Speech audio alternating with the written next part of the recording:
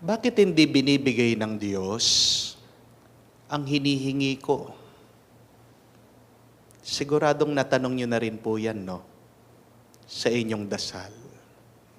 O pag kayo ay nagmumuni-muni minsan. Why does God do not give what I ask for? Why does God do not give what I seek for? May katotohanan ba yung sinabi ni Jesus? Ask and you shall receive. Seek and you shall find. Parang hindi naman totoo. Kasi ang dami sa atin nagdarasal. Sana yumaman, sana magkapera. Pero hindi naman tayo nakasama sa mga nanalo ng loto. Di po ba? Buti pa yung mga 400 something na nanalo sa loto. Ang swerte nila. Di po ba? Ang tagal na nating nagdadasal na sana makabayad ng utang. Kahit man lang sana nakasabit tayo dun sa mga nanalo ng loto. Pero bakit hindi tayo nasama? Bakit hindi tayo nadamay? Nabigyan ng biyaya at ng grasya? Di po ba? Ang tagal mo nang pinagdarasal, hinihingi sa Diyos, sana magbago na yung asawa. Sa bisyo niya, sa pambababae niya, sa ugali niya. Hanggang ngayon, ganyan pa rin. Hindi mo na nga alam kung anong gagawin mo dyan sa iyong sarili. Hindi ka pa rin gumagaling sa iyong sakit. And I have also experienced that. May mga kaibigan po akong nagkaroon ng sakit. I really prayed to God, Lord, pagalingin niyo. Lord, extend niyo naman yung buhay ng taong ito. Mabuti naman siya. Nakakatulong sa simbahan. Napakabuting tao, kailangan pa siya ng pamilya niya. Pero ano nangyari? Pumanaw, namatay, nawala. Totoo ba yung sinasabi ni Jesus? Ask and you shall receive. Seek and you shall find.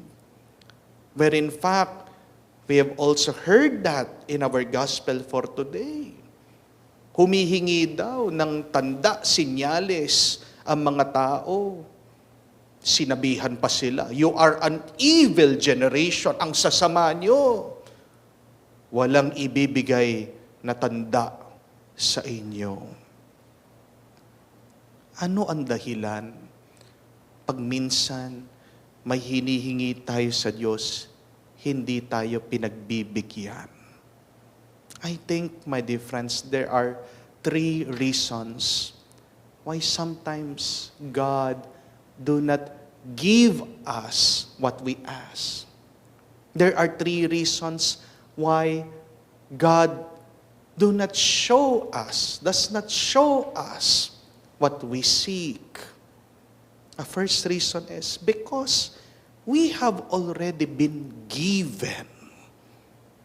Hindi binibigay sa iyo ang hinihingi mo dahil binigyan ka na.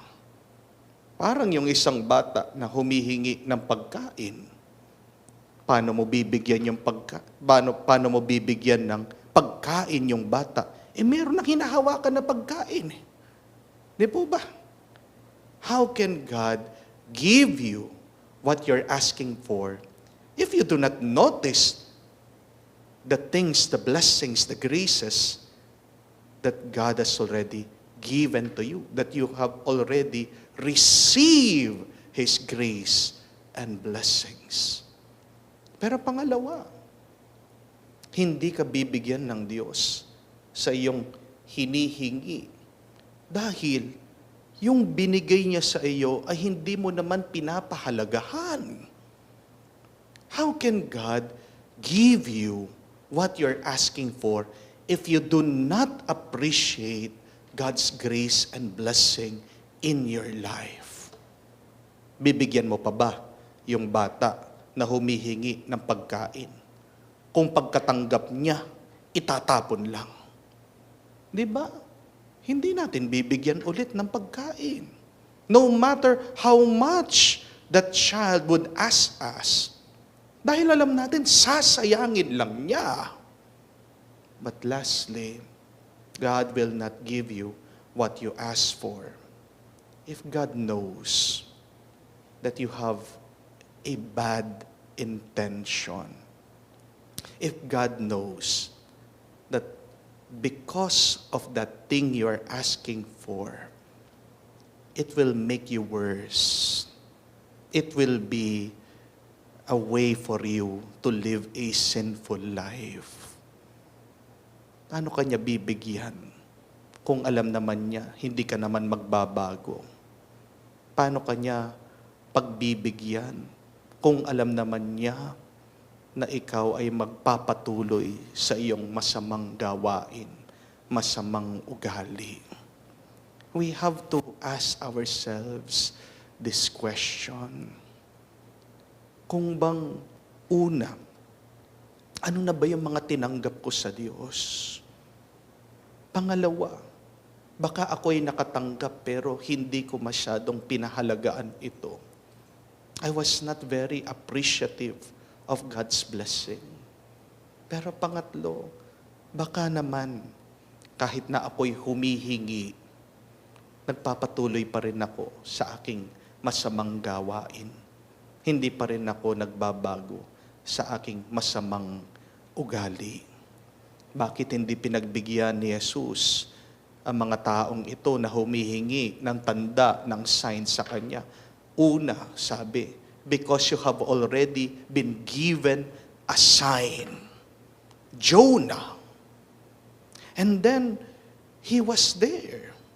Sabi niya, kung si Jonah ang naging tanda noong unang panahon, you have another sign today, the Son of Man. Hindi sila bibigyan ng Diyos dahil 2 beses na binigyan, hindi pa pinapahalagaan, hindi pinapansin. But thirdly, alam kasi din ng Diyos na ang mga taong humihingi ng tanda, hindi puro, hindi maganda ang kanilang intensyon. Mga ibang humihingi ng sign, mga kaaway, mga kalaban ng ating Panginoon, they just wanted to discredit the Lord. Gusto nilang ipakita, mas tama sila, mali si Jesus. How can God give you what you're asking for? If first, you do not see His blessing. Second, if you do not appreciate His grace. And third, if you do not have any desire to be good and holy. Parang naalala ko lang po, no? Sa mga hotel, sa mga motel, pag pumasok po kayo sa room, may makikita po kayo doon. Ano yun? Tabi po ng kama. O nandun sa loob ng cabinet. Biblia. Paano ko po alam? Nagmotel na ba ako?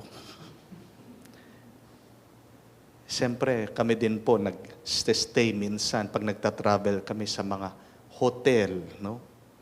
Nagmo-motel po kami. Hindi naman para gawin yung masamang iniisip nyo, ha? No? Pero magpahinga lang, no? Pero totoo po yun. Kayo po, mga nakapag-hotel na o nakapag-stay na sa motel, no? Tingnan nyo doon sa kwarto. Merong Biblia. No? Ang pinagtatakan ko lang, ang tinatanong ko lang, yung kaya mga nagho-hotel, o yung mga nagmo-motel, ha? Yung mga may masamang balak, napapansin kaya nila yung Biblia? Binabasa kaya nila? Ano po sa tingin nyo? Kasi, kung babasahin nila, papansinin, at talagang uunawain yung Biblia. Di ba?